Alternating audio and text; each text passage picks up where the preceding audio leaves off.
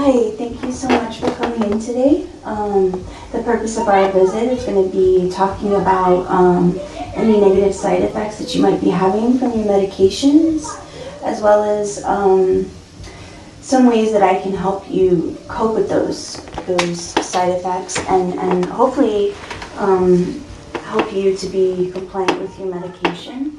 I see here that your diagnosis is obsessive compulsive disorder as well as panic disorder.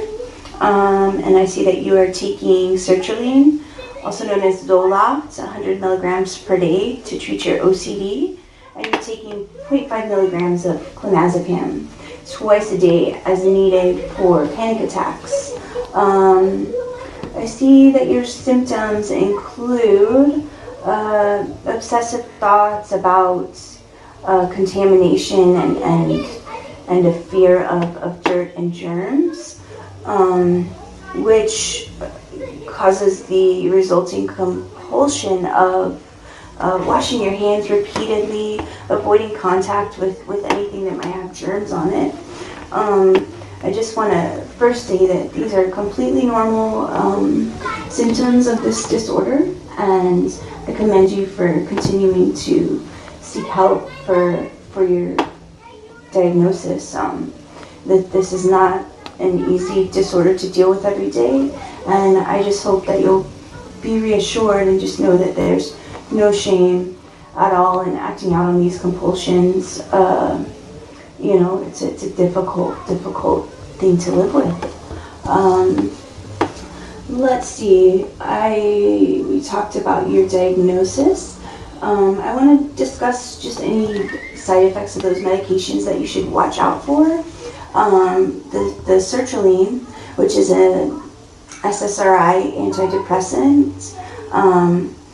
The common side effects are dry mouth, weight gain, fatigue, nausea, insomnia, and decreased sex drive. Now, you reported to me that your problem was you were having some issues with insomnia and not being able to sleep at night.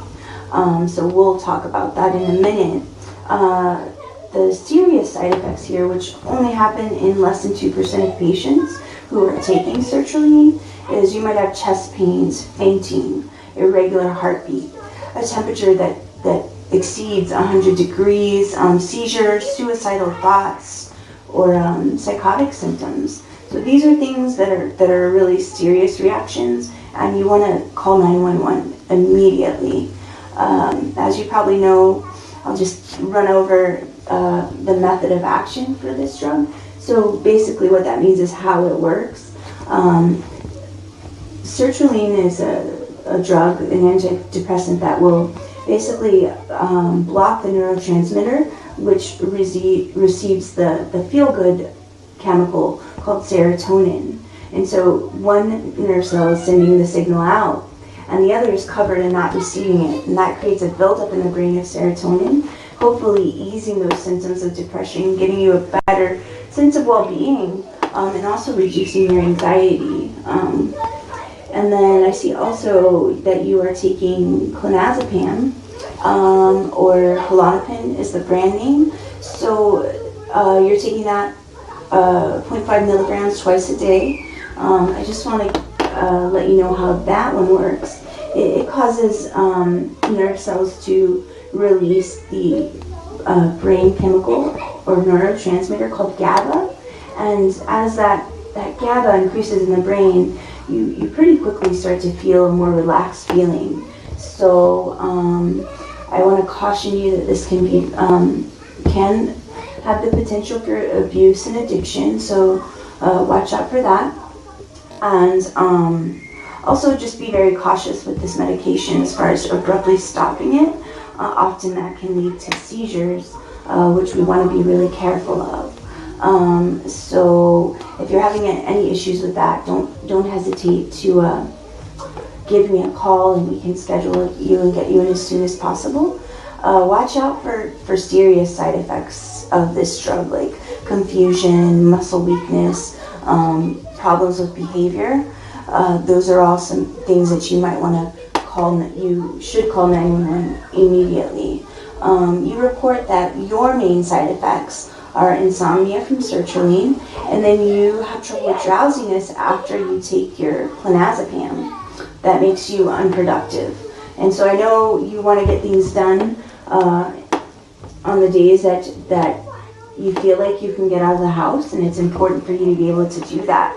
So we discussed and agreed upon some goals that we're setting, and then we'll discuss them next time when you come, and you can let me know how well they work for you.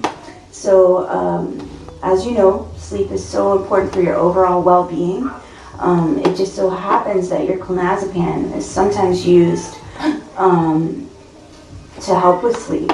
So what I'm going to do is have you schedule an appointment with your doctor, and we're going to make sure that it's okay, but maybe if he approves it, we'll have you take your 0.5 clonazepam just right before bed to help with the insomnia. You also said that you're dealing with the drowsiness, and it makes it harder to get things done and get out of the house. So the agreement that we've come to is on the days when you're feeling a panic attack coming on, rather than taking your clonazepam immediately, we agreed that you're going to take 10 minutes to sit down, practice some deep breathing and some mindfulness. You know, be aware of the breeze on your skin, and just remind yourself that there's no immediate threat and that everything is okay. But if you still don't feel calm at that point, there's no shame in taking the medication as needed, and then getting the things done at another time if necessary. Next, we also talked about a backup plan. We agreed that if you're feeling a panic attack, that you're going to call your wife if you're out in public, or your best friend, and talk to them about it. Maybe have them pick you up as if necessary. Lastly, we want to continue with therapy regarding your OCD, just reducing those obsessions. So we're going to continue with our cognitive behavioral therapy, and then at some point, if you feel comfortable, possibly some exposure therapy. But that's only if you're ready. So again, I just want to reiterate, there's no shame in taking your medication as needed. Be forgiving of yourself.